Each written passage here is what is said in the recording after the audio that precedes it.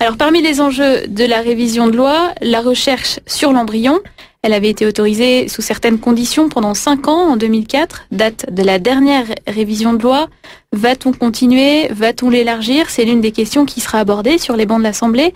Est-ce que ça fait partie des enjeux majeurs de ces états généraux et de cette révision de loi? En tous les cas, c'était un enjeu qui était apparu dans les 2 rapports qui ont été publiés, à savoir celui de M. Alain Claes et puis le second, celui de M. Fagnès, comme étant un enjeu majeur, puisque les 2 rapports préconisaient effectivement de libéraliser totalement la recherche sur l'embryon, qui est interdite en 1994 lors de la première loi de bioéthique, et qui est demeurée interdite dans la seconde loi seulement avec l'introduction d'une exception. Cette exception donc devait effectivement être levée dans 2 conditions, soit permettre des progrès thérapeutiques majeurs, soit qu'il n'y ait aucune méthode alternative d'efficacité comparable. Or, justement, il semble qu'aujourd'hui, très nettement, il n'y a aucun espoir thérapeutique du côté des cellules souches embryonnaires qu'on n'arrive pas à maîtriser, puisqu'aujourd'hui, aucun cas clinique n'a fait la preuve de son efficacité, surtout qu'il n'y a aucun cas clinique qui est mis en œuvre aujourd'hui parce qu'on ne sait pas maîtriser véritablement ces cellules embryonnaires. Et la deuxième chose, c'est qu'il y a aujourd'hui des alternatives, effectivement, avec les cellules souches adultes, qui, elles, ne posent aucun problème puisqu'elles sont prélevées sur le sujet sans lui nuire du tout. Les cellules souches du cordon ombilical, c'est-à-dire au moment de la naissance, on prélève des cellules embryonnaires sur le cordon et sur le placenta, et qu'on peut utiliser ensuite pour le bien du sujet, et là aussi c'est pour le sujet lui-même, donc pas de rejet particulier.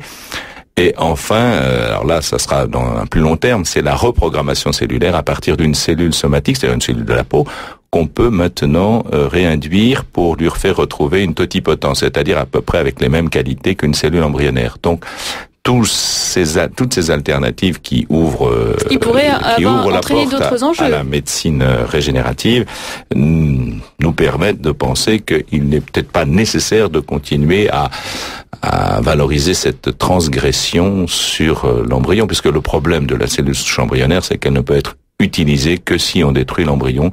L'embryon est utilisé comme un matériau, tout simplement, un matériau de laboratoire.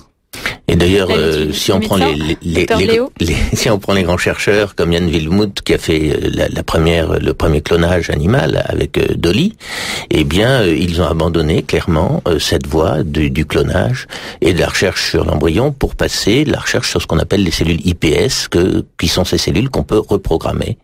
Donc, la tendance générale à l'heure actuelle est quand même de ne plus aller dans le sens des cellules embryonnaires qui sont très dangereuses en fait, puisque leur inconvénient c'est qu'elles donnent des cancers, donc c'est quand même quelque chose de grave. À vous entendre, on a l'impression que l'embryon n'est plus en danger. Tout va bien finalement? Il n'y a plus d'enjeux majeurs? Non. Il y a des enjeux majeurs. Il y a des enjeux majeurs autour du diagnostic prénatal, autour du diagnostic préimplantatoire. Le livre de Jean-Marie Lemené sur la trisomie 21, c'est bien le problème du diagnostic prénatal. Il y a des enjeux absolument majeurs autour de l'embryon aujourd'hui. Alors justement, c'est ce qui nous amène à poser certains points. Cette émission, je vous propose de dresser un portrait croisé sur l'embryon. C'est ce que vous ferez ce samedi au Collège des Bernardins.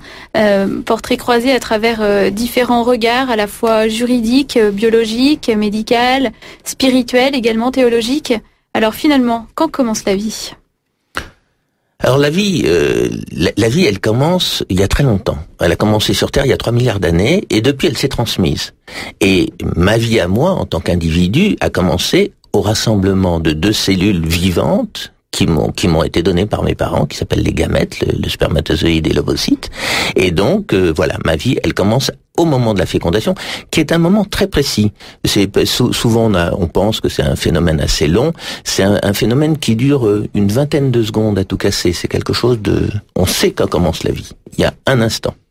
Et pourtant, beaucoup disent finalement l'embryon, c'est qu'un amas de cellules. Et encore?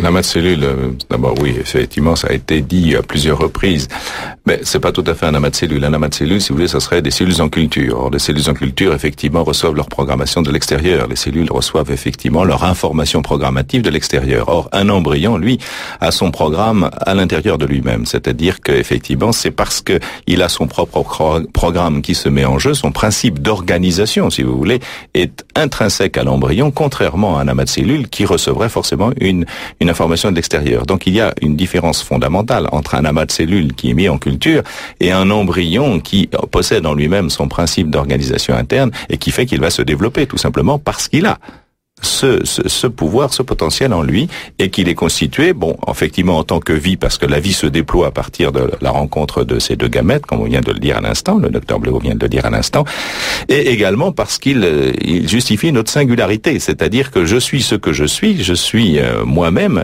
à ce moment-là, parce que justement je suis distinct de mon père, je suis distinct de ma mère, ayant reçu de chacun d'entre eux mon patrimoine génétique qui m'appartient à moi et à personne d'autre. Autrement dit, je suis ce que je suis comme être humain, et en tant au moment justement de la rencontre des gamètes, et puis au moment où se déploie ma vie, qui se terminera à l'instant de ma mort. Mais nous espérons aussi qu'au-delà même de la mort, le sujet, lui, continue à être en relation avec Dieu. Ce que vous voulez dire, c'est que dès la conception, cet embryon a son identité propre, son identité d'homme propre.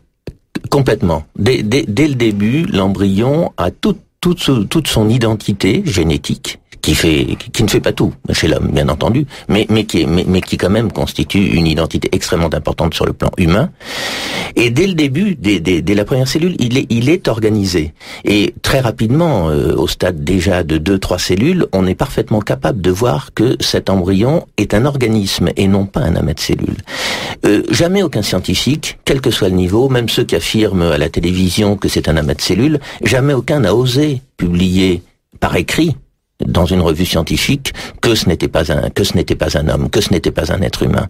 Je crois que le fait que c'est un être humain est une évidence qui est incontournable, et non seulement c'est une évidence, mais on appelle d'ailleurs un bébé qu'on fait par fécondation in vitro, on appelle ça un bébé éprouvette. Ouais. Il reste 3 jours en éprouvette, et pourtant c'est un bébé. Et tout le monde trouve ça tout à fait naturel. C'est évident que c'est un être humain, et on ne peut pas, scientifiquement, on ne peut pas affirmer le contraire, alors qu'on peut affirmer que c'est un être humain dès le début. La question, d'autant que si vous interrogez une maman à qui on vient d'apprendre qu'elle est enceinte, qu'est-ce qu'elle va vous dire? Je porte un embryon? Elle va pas vous dire ça. Elle va vous dire je porte un enfant, évidemment. C'est-à-dire que déjà, elle a intégré le fait que c'est une vie en elle et que cette vie, elle vient d'elle, c'est son enfant. Et si on veut aller plus loin pour faire de la théologie, si vous voulez, Luc, qui était médecin, et donc il n'était pas dupe des mots, puisque au temps d'Hippocrate, il est grec, donc on suppose qu'il a reçu une formation hippocratique.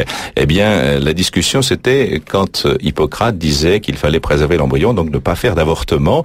Il y avait une dispute entre Soranus et puis entre Galien pour savoir si c'était Ecbolia ou Phthoria, c'est-à-dire les deux noms relatifs à l'embryon, c'est-à-dire avant 7 jours ou après 7 jours. Alors ils n'étaient pas d'accord sur le sujet, mais vous voyez que c'est que 7 jours, donc la femme n'est même pas au courant qu'elle est enceinte.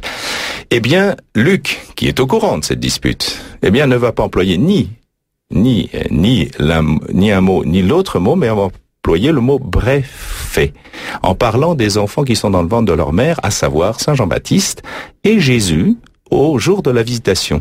Il aurait dû employer normalement Ecbolia ou Phthoria, pas du tout. Il a employé breffé, et breffé, ça veut dire enfant, et c'est le même mot que Jésus emploiera en disant « Laissez venir à moi les petits-enfants », et regardez le texte grec, c'est breffé. Autrement dit, Luc, qui est médecin et qui sait le poids des mots, emploie bien ce mot-là pour désigner ceux qui vont entrer en relation commune, Jean-Baptiste et Jésus, dans le ventre de leur mère.